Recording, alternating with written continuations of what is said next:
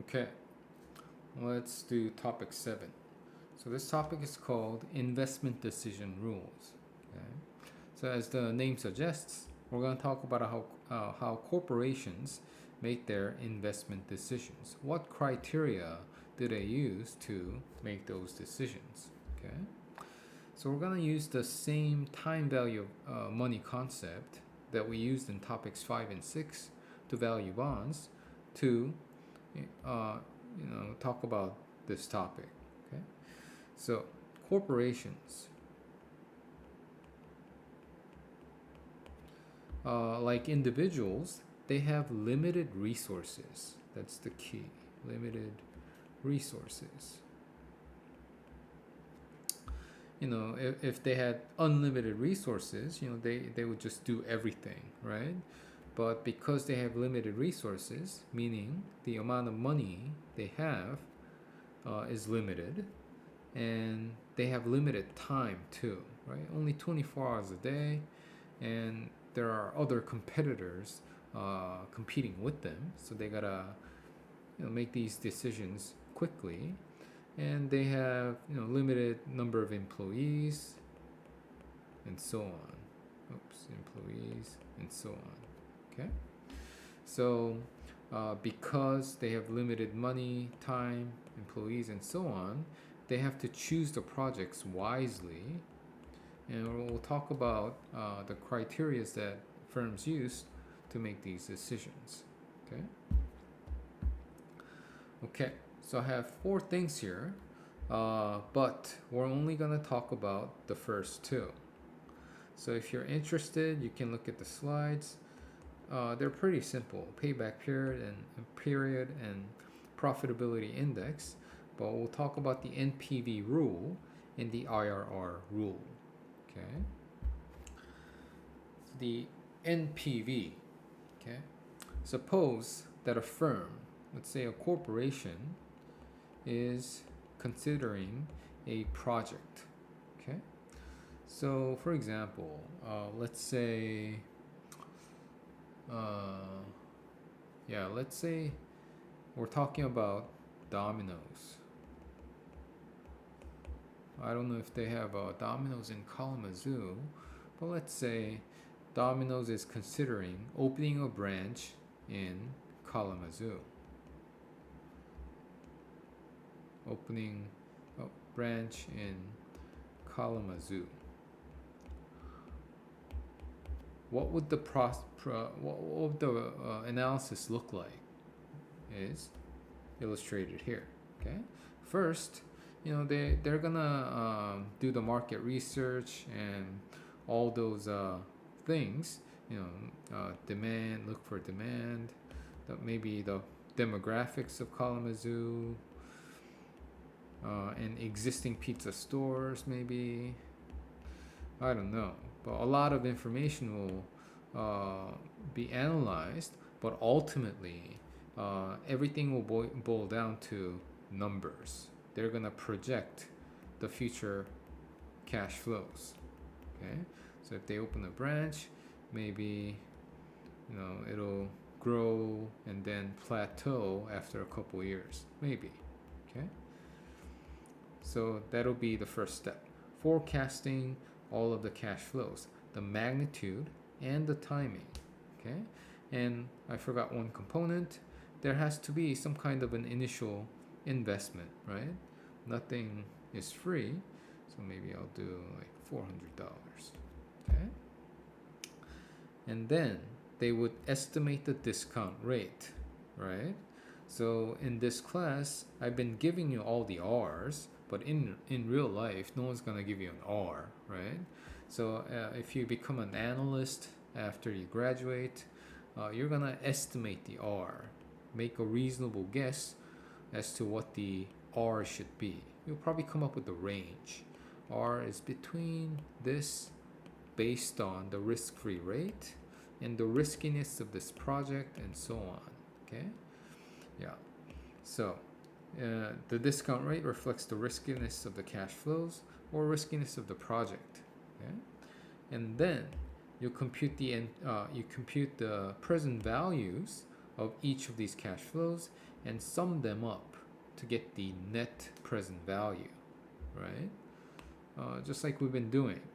We're gonna take the PV of all of these future cash flows, convert everything to times $0, and then compare it against the cost of the project to see if the net present value is greater than 0. Okay? Yeah, that's what we'll do. Okay, so here let's actually, I'll do something else first. Oops. Okay. NPV. So I'll talk about the, this is just a review, but quickly to give you a quick, simple example. So we're talking about what criteria firms use to make investment decisions, and the first one is the NPV rule. Okay, so yeah, before the math gets complicated, I'll show you an easy example. So consider this project. It's a very simple project. 105. Okay, and R is 5%. Okay, so this is the basically the benefit that you get if you did this project. Okay, and we know the time value of money, so we can convert this value into times $0, right? That is, we can calculate the present value of the benefit of the project. Okay, in this case, it's just 105 over 1.05 to the first power. Okay, I hope this is easy by now. We're using the topic 2 formula, right? It's a single cash flow. We take it back to time 0. So the PV of the benefit is just $100. Okay, and now suppose that in order to do this project, you need to put in $95 and times 0. Okay, so the initial cost is $95. So we have the PV of the benefit and we have the initial cost as of time 0. So the time periods are aligned. Both of them are in time $0. So the PV, I'll just say PV of the net benefit is negative 95 plus 100.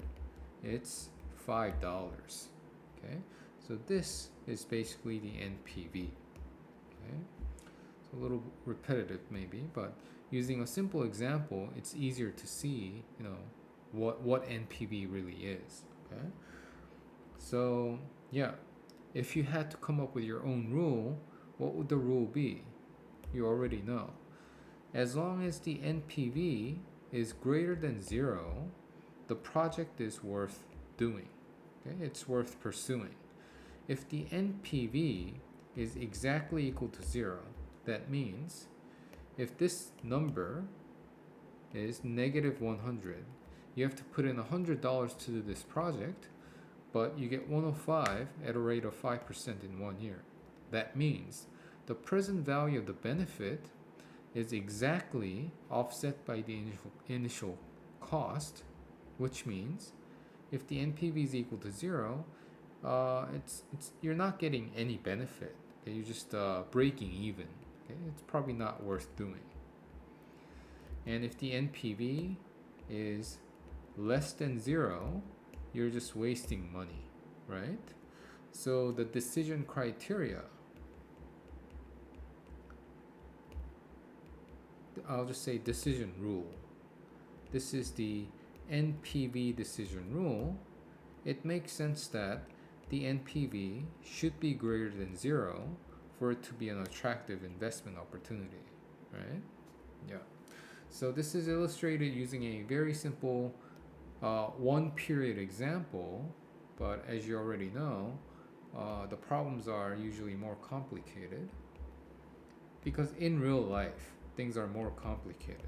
Okay, we'll have multiple periods, and we'll have many different cash flows. Cash flow 1, cash flow 2, cash flow 3, cash flow 4, and the initial cash flow 2, okay, initial investment.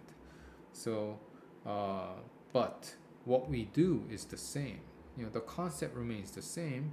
We're just dealing with more cash flows. Okay, we'll still get the NPV of the project and check whether it's greater than 0, and if it is greater than 0, then the project is worth pursuing. Otherwise, it's not worth pursuing. Okay, and that's the decision rule here. Okay, and that's what the slide shows you. So we have this project. I'll just say, what color do I have? Okay. So oops, cash flow 0 is usually a negative number. Projects usually require an upfront investment, usually a negative number. And for simplicity, in this course, most of these numbers will be positive, probably all of them in this course. Okay? In real life, that may not be the case, right? After a couple of years, maybe the facility needs a significant upgrade, which means the net cash flow might be negative, okay, in real life. Okay, but in this course, all positive after year 0. Okay. So the NPV calculation is again simple. You just add up present values of all of the cash flows, and then we're gonna use WACC as the R. Okay, usually. Okay. And then the decision rule is simple, just like I illustrated in the previous in the notes right here. If NPV is greater than 0, you accept the project. If it's less than 0, you should reject the project. Okay, so this is when you're considering a single project.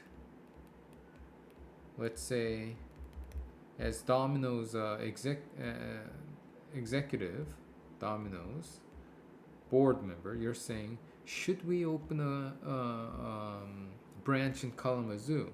Should we open in Kalamazoo? If you're considering a single project, you just look at the NPV, and if it's positive, then yes. If not, then no. Okay? But for multiple projects, it's a little bit different. Let's say you're working at Domino's and you're considering multiple options. Should we open one in Kalamazoo, or I don't know any nearby cities? I think there's like Battle Creek, right? Battle Creek and a bunch of other towns. Okay, so which one should we open? For that, when multiple projects are under consideration, you will choose the one with the highest NPV. Okay.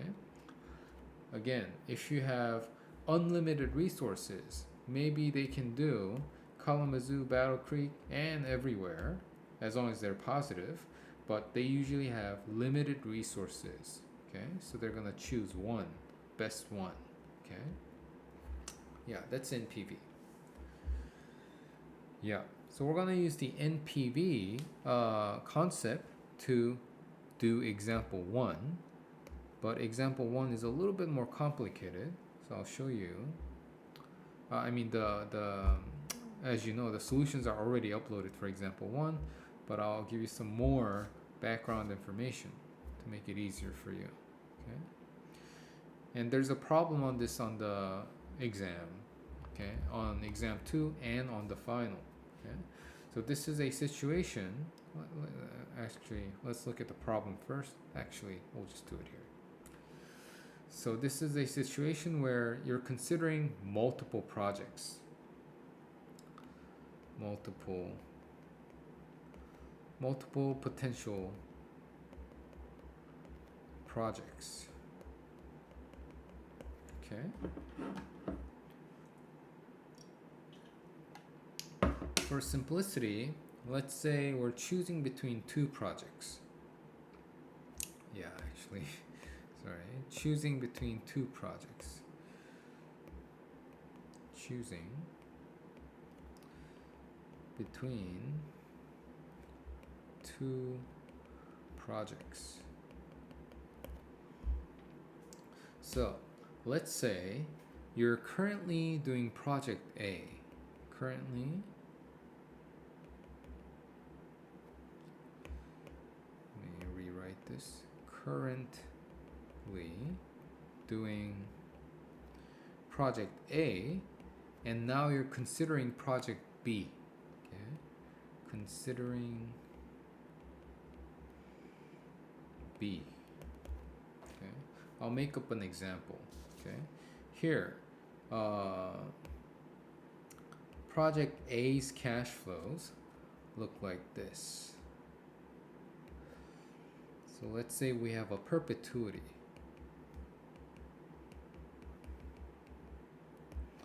So 100, 100, 100, 100, 100. Okay? So by now, you should immediately know that this is a regular perpetuity. Yeah, if you don't know, you probably didn't do well on exam 1. You probably won't do well on exam 2. I'm sorry. But you have to know your cash flow patterns, right? Go back to topic 3. Yeah. So, yeah, this is a regular perpetuity. R is 10%. Okay? So, and let's say project B looks a little different.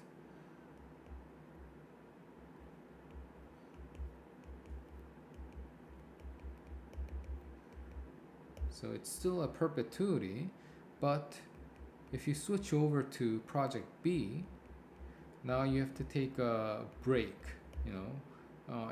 In year 1, you get no cash flow for whatever reason. Let's say R is still 10%. Okay? So one way to make the choice between these two projects is simple.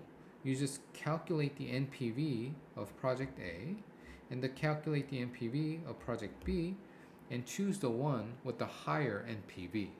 Okay? So just like in the decision rules that we had up here for multiple projects, choose one with the highest NPV, right? Let's try that. Okay. So the NPV of project A, I'll just say NPV of A is, it's just cash flow over R, right? Regular PVP formula. So 100 over 0.1, $1,000. Okay, that's the NPV as of time 0. Okay. For B, it's also pretty straightforward. Just as a review, we'll do the, I'll just write this first. NPV of B is, this is a regular perpetuity. If you apply the PVP formula, you'll get the PVP as of year 1, which means you have to take an additional step and take it back to time 0, right? We've done it many times. So here, we'll do PVP 1, 120 over 0.1, and then we'll take it back to time 0. Okay? So I'm just going through this quickly.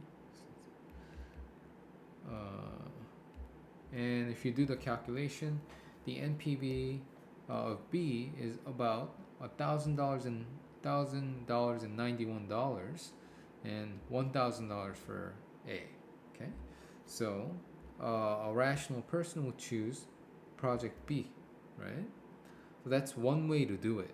Okay, but I'll show you another way.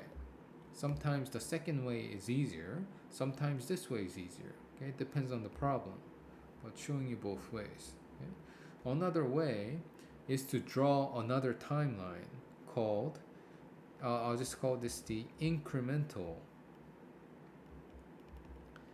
cash flow timeline. Okay? That is, if we, so this is the key. We're currently doing A, right? So if we switch over to B, how does your cash flow change? every year. Okay, that is, I'm gonna focus on the cash flow change year by year. Let's first talk about the first year. If you stick with project A, you get $100, but if you switch over to project B, what do you get? 0, right? So you're gonna lose $100 if you switch over. So I'm gonna put negative 100. Okay. How about in year 2? Year 2. If you switch over from project A to project B, you'll get an additional $20, right? So the incremental cash flow, the change in cash flow, is $20. And every year after that, it's the same. You'll get $20 more every year forever. Okay?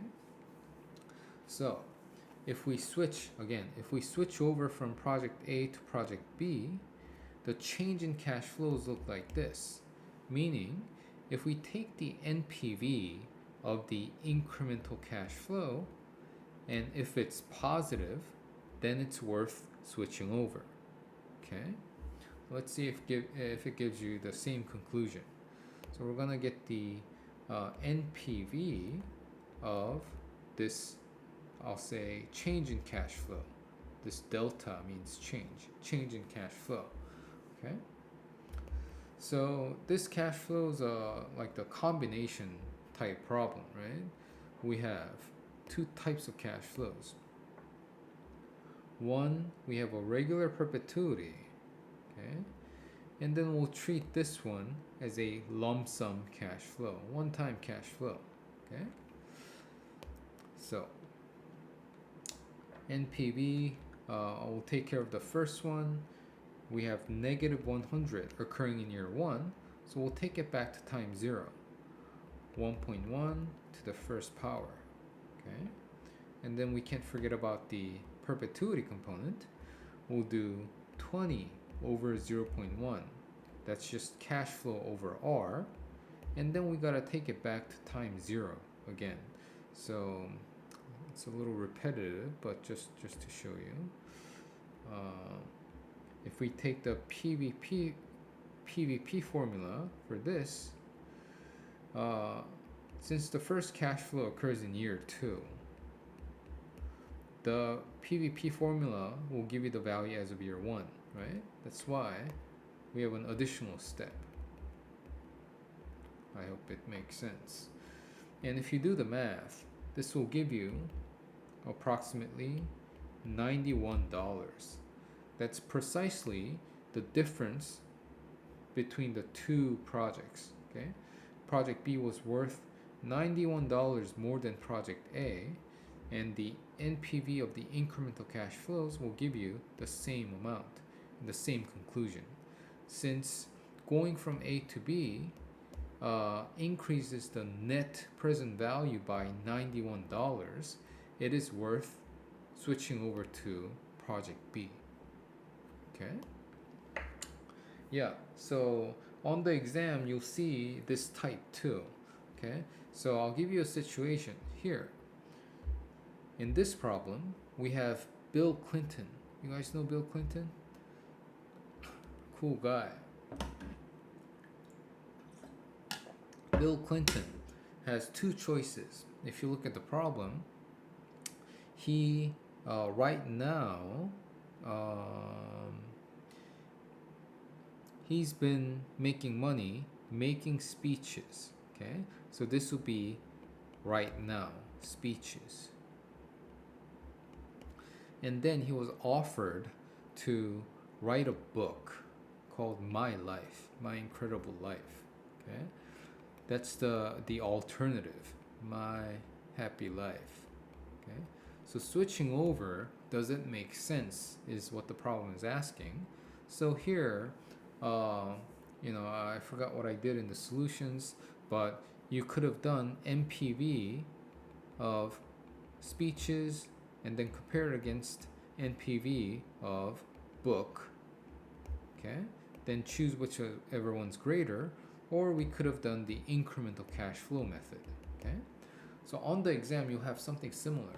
Okay, so it won't be Bill Clinton again. That's just you know, strange.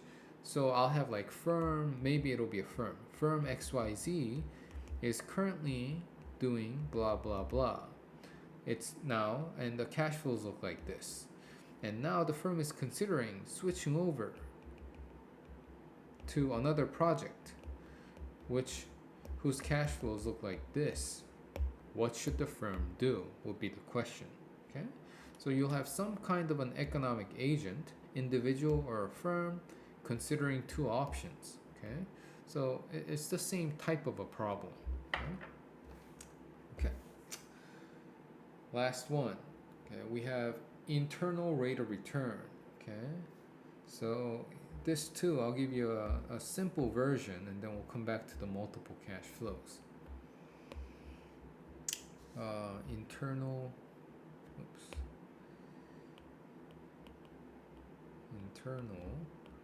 rate of return. Okay.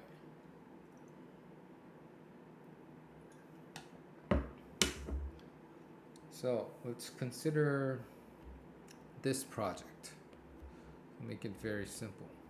Suppose that there's a project where you'll put in $100 and you'll get 105 in 1 year.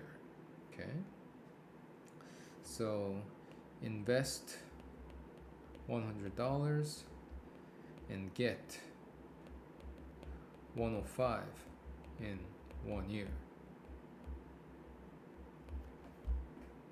So if I asked you to calculate the R, or the rate of return on this project, you would use the R formula from your topic 2. You know, I think it looked something like this, right? Where you just put in the positive value, not the negative value, and then it'll be just, is that right? Maybe. Yeah, that is right. Okay, sorry. Yeah, it'll be 5%, right? R is 5%. Okay, confused me. Okay, we'll use the R. You'll use the R formula. Okay, so you need that formula for the second exam and the third exam. Okay, so R is 5%. So the question is, this R, we call this R like the discount rate, a bunch of different things. In this setting, it represents the rate of return that you get if you did this project, right? It just represents the rate of return if you invested in this project.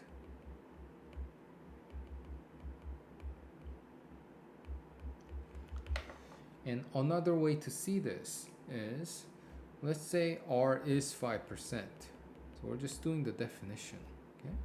And I asked you to calculate the NPV of this project. What is the NPV of the project? Okay? Then NPV is negative 100, which is already in times $0, plus the PV of the benefit. So you'll do 1.05 to the first power, and you'll see that the NPV is exactly equal to 0. Okay, so this R of 5% is also the R that makes the NPV equal to 0. Okay. So this R of 5%, again, I'm just doing the definition, what internal rate of return is. So you'll see the slide soon. The internal rate of return is the rate of return that you get if you invested in this project, using this simple example. It's also the R that makes the NPV equal to 0. Okay? As we saw, if you use R of 5%, you get NPV of equal to 0, right? Any other R, like 3%, 4.5% will give you an NPV that's different from 0. Okay, let's go back. So here, that's why we have the definition of IRR as it's the rate of return, or it's the rate that makes the NPV equal to 0. Okay, that is given these multiple cash flows. Now the cash flows are a little more complicated. We have cash flow 0, cash flow 1, cash flow 2, 3, and 4, right? So if we set the NPV equal to 0, the only R that makes the NPV equal to 0 is the IRR by definition. Okay, just the definition. Okay, to me, this one is more intuitive. Okay, it's the rate of return that you get if you invested these many dollars and you get these benefits in the future.